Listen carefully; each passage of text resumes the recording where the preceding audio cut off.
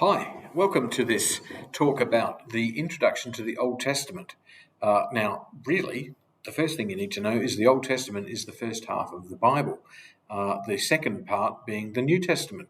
So the implication there is that there's the Old Testament and the New Testament, which means something happened in the middle that changed everything. And that, of course, was the birth of Christ. So there's lots of other ways we can explore that particular subject, but it's important to understand that the Old Testament sits by itself as an artifact, as a particular collection of books which forms a library and has lots and lots of important elements.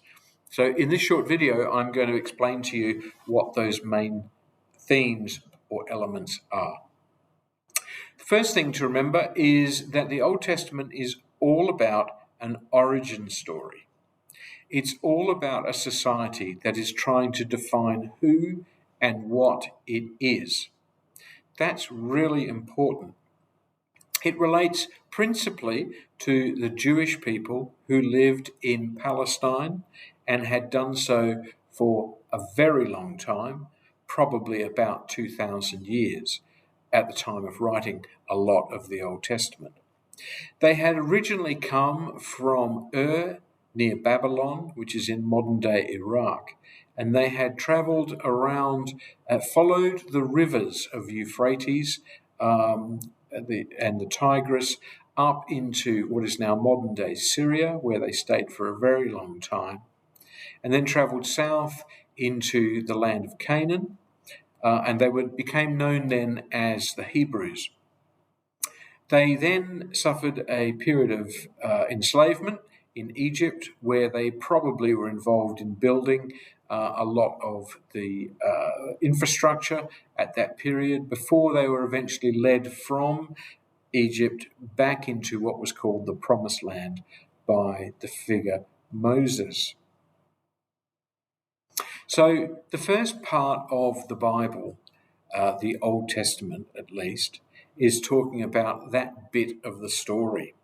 And so you'll be able to pick up the story and read through the books of Genesis and Exodus and follow that history. But it's important to see the background to everything that was going on, because as I said, this is an origin story. Where do we come from and what are our values? So it's important to remember that this is not written as a piece of historical reportage. This is not intended to be taken as literal truth with a timeline. There's a lot of that, and it's written in that particular narrative style. But actually, this is an exploration of where people came from, because they found themselves living on the plains of Palestine, adjacent to the eastern Mediterranean, with the influence of many, many trade routes all around them, in a very confused political context at the time of, from about 400 BC or BCE, to the turn of the millennium, the birth of Christ. So in that particular period of time, there was a lot of reflection about who they were and how they came to be where they were. So the first thing to remember, the Old Testament is an origin story. It includes the creation of the earth, and there's a number of different stories in the very start of Genesis, but this is about how did we all get here? How did all this happen? When we look up into the night sky, why are there stars?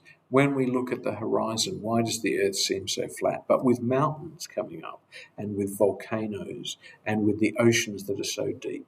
And so it's about making sense of the context in which people lived. The second big element is why. Why are we here? What is the purpose of life? And the Old Testament explores that theme in a number of different ways. The main and key idea is that humanity was created for the benefit of God. And it doesn't really explore why God created humanity other than the fact that God wanted something to worship him. And that is an interesting view, that God would care enough about us in order to create us in order to worship him. So lots of questions. Why does God want to be worshipped? What difference would we make to God's sense of who God is? And you can perhaps get a feeling that perhaps our understanding of God as the divine, as the outside of ourself figure, is actually given a lot of human characteristics in order to make God make more sense to us. And then we fall into a bit of a trap where we think, well, obviously God is like us and thinks like us. We were, after all, as it says in the Bible, made in the image of God. But we need to make sure that we don't fall into the trap of making God in the image of us. So that's the second sort of theme. How does God interact with his creation? How does God interact with us? And how do we interact with God? And so there's this question of why. Why are we here and what it's all about? And the answer seems to be in the Old Testament that we are here purely to serve and worship God. And that is the point of our creation. Now, in our modern society, some people have significant reservations with that view and may feel that, in fact, things would be better if it was the other way around and that God should just get back in God's box and let humanity get on with being the dominant force in the universe. I'm not entirely sure that that's a very healthy view, but that's certainly the one that's shared by a number of people.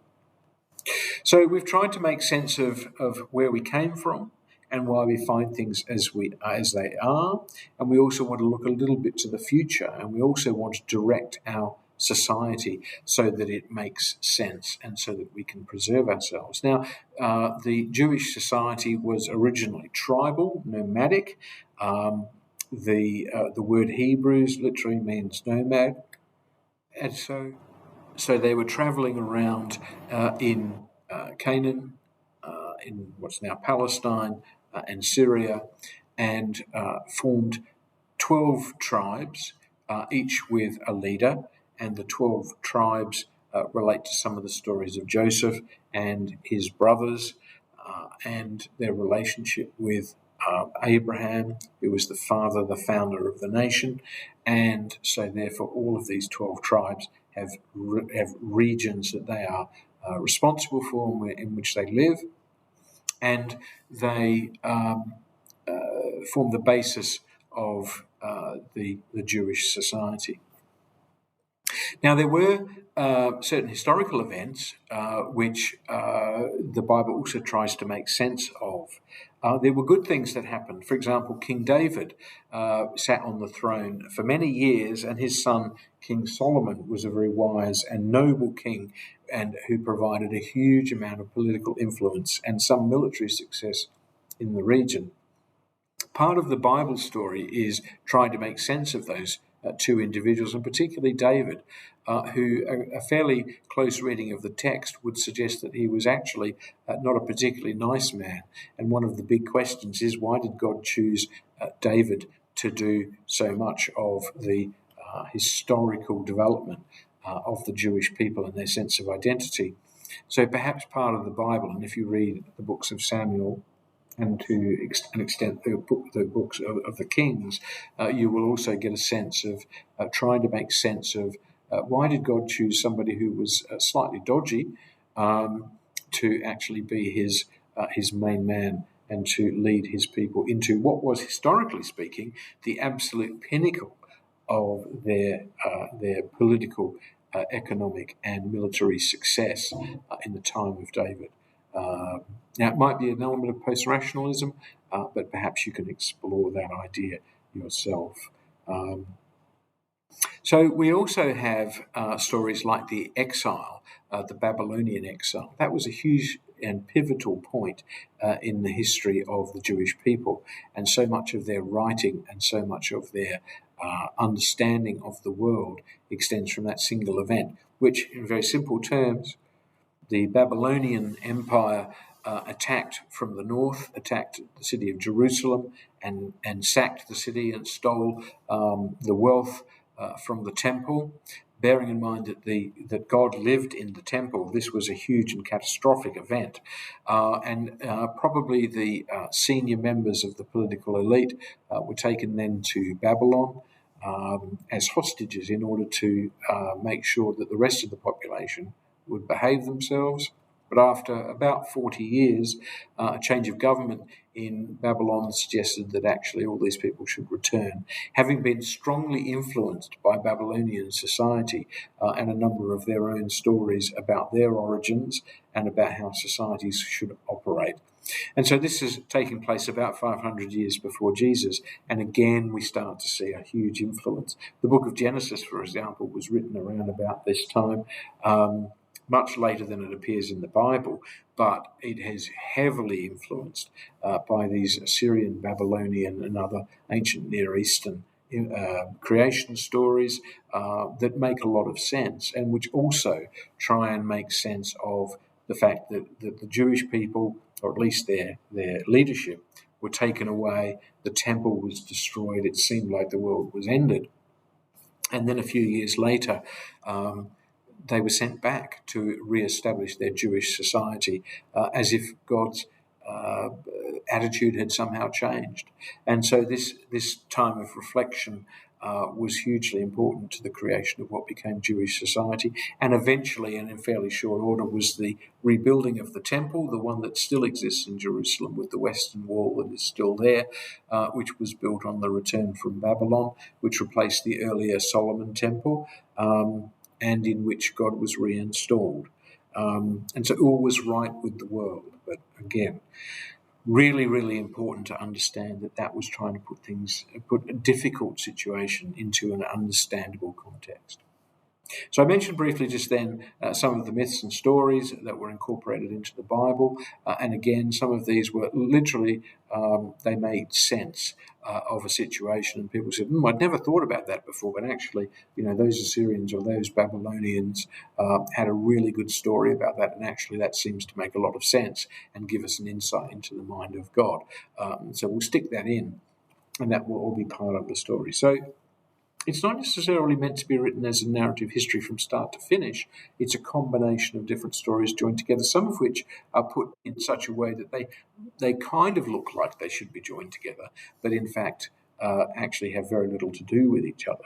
And so sometimes the stories from the Bible tend not to be very sequential and tend to jump around a bit. Another important element in the Old Testament is about guidance, law, about how a society should deal with itself. And particularly if you look at the book of Deuteronomy or Leviticus, there are a number of laws and practices that are hugely important in order for a desert people who are trying to define their sense of identity over and against lots of other people who live in the region, and what they will and won't do and what they will and won't eat, for example, hugely important. What they wear in order to mark themselves out as distinct, and their worship practices. Because through all of this, there is this sense of monotheism. So if you read a number of the books, particularly Kings and Samuel, a lot of the people in authority got into trouble because they decided that they were going to worship other gods or other things, and a lot of the early religions in those areas were being stamped out. The worship of the Baals, the gods who lived on the mountaintops and so forth, features prominently throughout the whole of the Old Testament. And where people get into trouble as rulers and as people of influence is where they start to move away from the one God, the monotheistic God of the Jewish people. So the other element of this is the nature of salvation. And the key element for the Jews is that salvation is collective, and so therefore everybody needs to toe the line and everyone needs to follow the rules. And if you read the New Testament, much of the problem that Jesus had with the authorities in his time was the fact that he was choosing to do his own thing and was focused on individual salvation of an individual and their relationship with God rather than a collective responsibility, and that's how he got himself into trouble. So there's a few big themes that go through the Old Testament: where we came from, why we're here, how the world came to be as it is, how we should manage ourselves as a society, how to make sense of certain historical facts which seem initially to be very negative and actually end up having to be quite positive, and also how we conduct ourselves as a society. So there's a huge amount to be gleaned from the Old Testament. And it's important to move in and out of the Old Testament so you get the full effect. So enjoy your reading of it, and enjoy your understanding of where you come from and how you fit in.